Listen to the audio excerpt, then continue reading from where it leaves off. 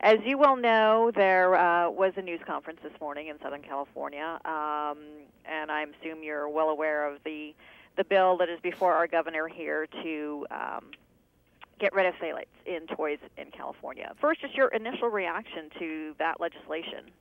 Well, I was a little shocked to actually try to remove phthalates from toys without having an understanding of what phthalates are doing to humans. Seems to be a real stretch. Realistically, any research that's been going on has been on animals, and there's absolutely no evidence that phthalates are causing a problem in humans, at least with regard to reproductive health and cancers. But some would say, well, isn't that the first step? Don't we always test everything on animals first? Isn't that how research starts? We always test on animals first, but the reality is these are chemicals that have already been in the market for years, for over 50 years, and we just don't see any abnormalities. That's been tested now for 50 years on humans. So now we're going backwards, finding an abnormality in animals, but we already have the important information that says that there are no abnormalities associated with these phthalates. They were scared.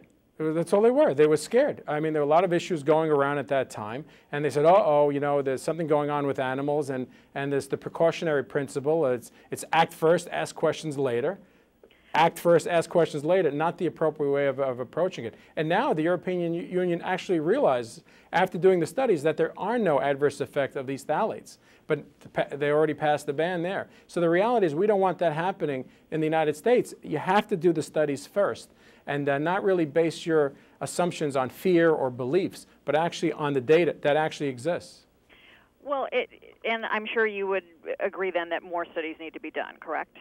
Well, you know, we always say that. More studies need to be done. The reality is, of course, more studies need to be done. But we have tons of studies right now indicating that there's no problem.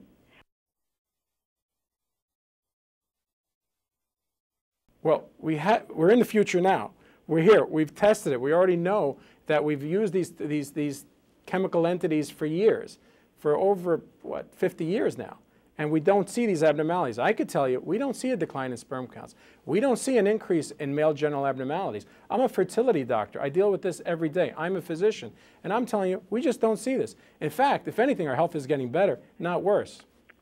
So what's really going on here then? Fear. What's going on is fear. It's the sky is falling. And I've been seeing this now for the past 15 years in this sort of environment because I've been involved with research in this for the past 15 years. And the reality is, people are worrying other people about these sort of disorders, when in reality, take it easy. It's not causing a problem. And let me just repeat that. Take it easy. It's not causing a problem.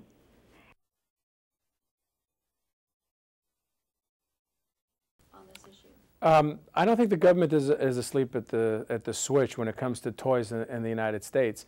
And you mentioned something very important. Do I believe? It's not whether I believe or not. This is not a discussion on theology. The science clearly doesn't show any adverse effects of phthalates. I mean, we just don't have these abnormalities that people are seeing in rodents occurring in humans. So the reality is what I believe and what you believe and what everybody believes doesn't matter in the scientific community. And we have to maintain our scientific integrity. If there's a problem, we need to report the problem. But right now, there are no problems. So is the United States at the switch, or are these agencies missing something? They're not missing anything right now. More studies can always be done. We love that. And that's a common statement that we use. But that certainly is something that we all want to see. We want to see more information on all of these topics. But right now, there is no evidence that phthalates are causing any bit of a problem in toys.